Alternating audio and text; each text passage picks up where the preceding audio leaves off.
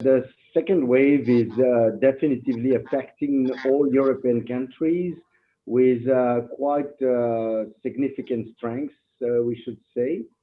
It's clear that most of the countries have successfully dealt with the first wave, but we could have been working a lot better during this summer. You probably understood that people during the summer took nice holidays, but the virus didn't took any holidays. And yes, we could have done better, faster, and earlier to prevent for this gigantic second wave.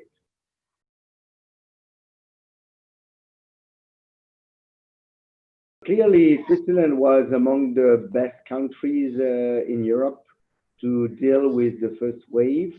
At that time, we were screening a lot. So, as you know, testing and screening is absolutely critical. During the summer, in contrast, we were among the countries that were testing the least, and that's one of the mistakes. So one of the mistake was that we ignored actually the reservoir that was increasing all over the place in Switzerland as well as in the rest of Europe. But Switzerland, in particular, did not as good as all the other countries.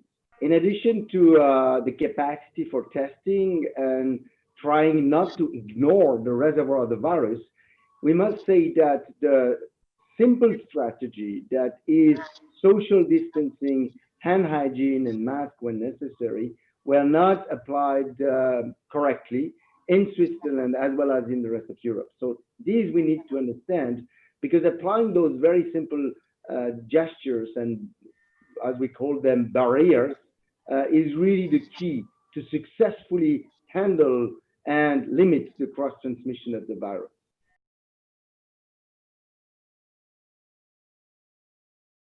There is a huge difference between different countries in Europe. Either you could have a central decision that is made in the country, like in France, but this central decision must cascade to the periphery of the country. And in contrast, there is a situation where each of the different regions of the country, like in Germany or in Switzerland, is handling the situation. But at some point, you also need a central decision to be made. For central lockdown, for example, you need a central decision. For homogeneity between the different regions of the country, you need a central decision too, most of the time. So there is no perfect system. It is very clear that in some of the countries, the handling was smoother, the responsibility of the population was better, and people were handling the situation by themselves more than in other type of countries. There is no actually gold standard to handle the situation. And in Switzerland nowadays, we have a problem with some activities that have been actually canceled in some part of the country. In other part of the country, some activities that are clearly associated with an increased risk of cross transmission have been continuing until a few weeks ago, which is another problem. So there is no standard that we need to apply. We all need to adapt according to the situation.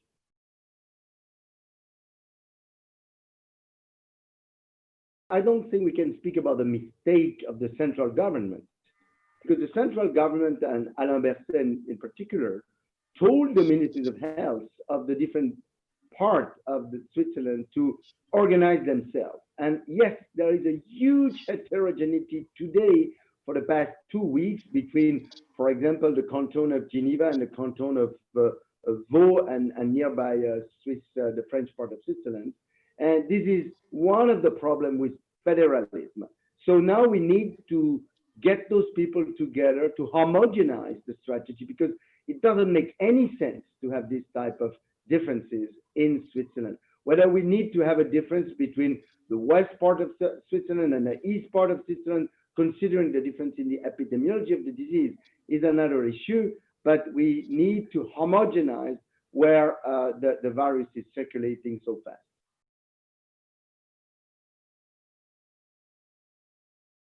The United States currently is really the worst situation you can imagine within the developing countries.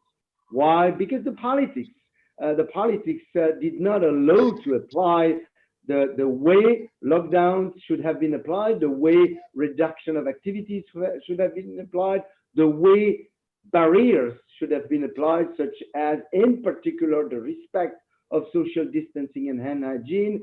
The mask has been a political issue in the United States, which is absolutely ridiculous. So nowadays, in the United States, we have the worst case scenario, and I hope the recent change in the politics will allow to correct for this.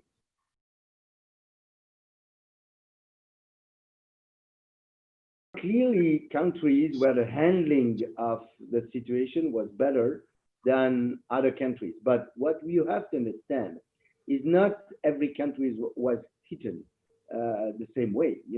Think about Italy, that was really hit first in Europe, then very quickly thereafter France, even Switzerland and Spain, and Germany was hit later. But there are many parameters that interferes and in the gestion of the crisis.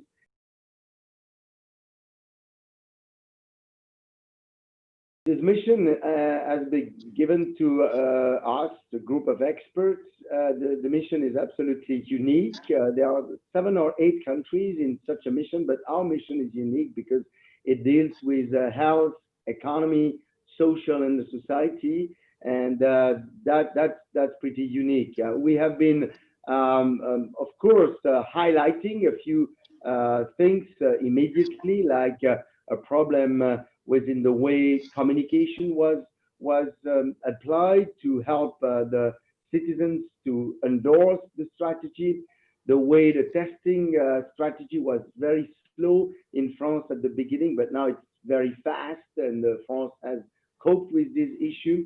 The way the governance bodies in the country have problems to interact within each other, the way surveillance in the field is conducted, and the fact that you need to get the system to capture every cross-transmission chains in order to handle the situation better.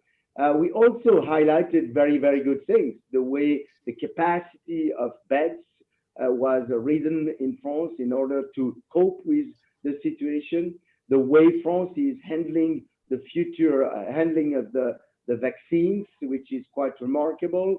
But as you know, in every country, if you do the same exercise, you will find the same type of things done better in some country because of some structures and done differently in other countries.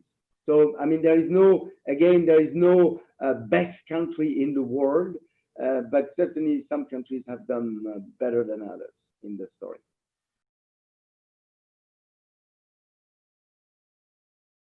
There is always a discussion about should we let herd immunity go and let it go. That was what has been selected initially by the UK, as you know, but they immediately corrected it very quickly. They are now paying for it. This has been more or less chosen in some other countries, like in Brazil. We may even think about the fact that in the United States, that's part of the story, even if that was not really discussed. But the country that has selected and elected to do it is Sweden. But the problem is, once we looked at the situation within the context of the mission we have been conducting for President Emmanuel Macron, we compared what is comparable. And what you should compare is Sweden, Finland, Norway, and Denmark, the countries in the north that were hit by the epidemic at the same time. You know that the confinement in Sweden was not as important as it was in Denmark, Finland, and in Norway. We all know that. And we know that the stronger the confinement, the stronger the deepness of the drop into the GDP. Now, if you look very carefully, and this is in our report, the drop in the GDP in Norway, Finland, Sweden, and Denmark is about the same, whereas the number of deaths is 8 times higher in Sweden than it is in the countries of the north that I talked to. So far, we can say that it was the wrong choice that Sweden made, but we need to look at it again in 6 months to come back. But later, maybe more data will be pulled. But as far as today, we can say that it was a wrong choice.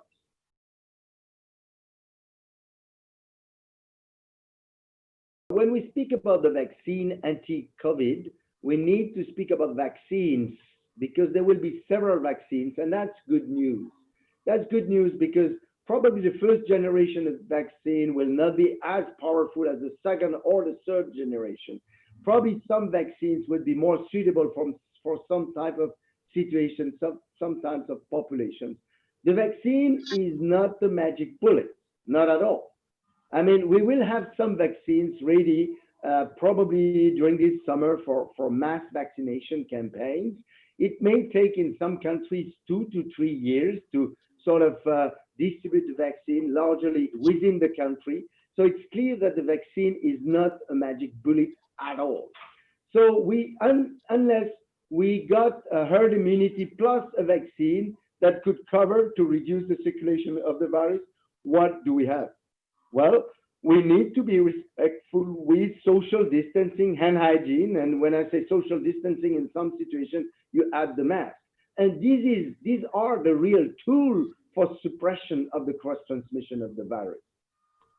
Second aspect, when we speak about treatment, well, today we don't have a treatment for COVID-19. We clearly don't have a specific treatment. But what we do have is what we have learned from the beginning of the epidemic. We have learned how to use steroids that we were very hesitant to give at the beginning. Now we know when to give steroids, clearly very well defined. We have some antiviral drug that we keep using in order to help and do the maximum we can do. We are doing a fine-tuned approach for anticoagulation because coagulation system is very disturbed by the virus in case of infection. So we know how to better handle those patients. And when oxygen is necessary, whether it will be low-level oxygen, mid-level oxygen, or high-level oxygen, we learned a lot. So we are handling the patient differently.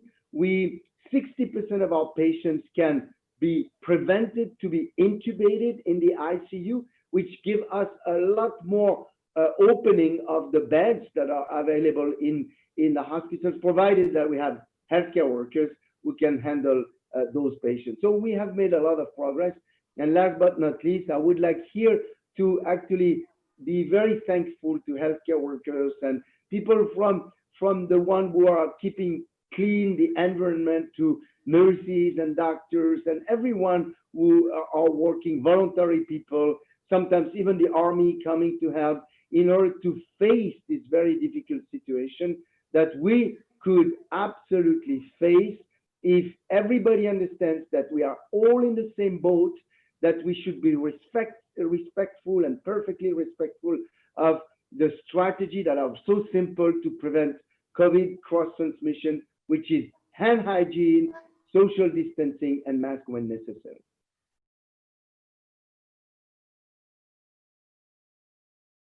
Well, I think that the lessons to be learned from the crisis are many.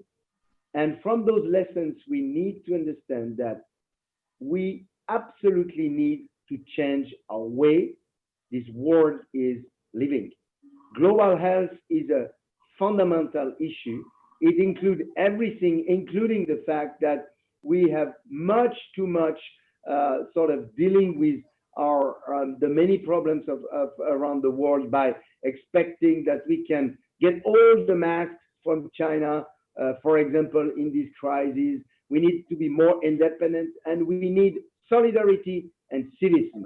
With solidarity between each of us and civism, we can easily handle the rest of this crisis if we want to prevent to have to sustain a third wave and eventually the next following.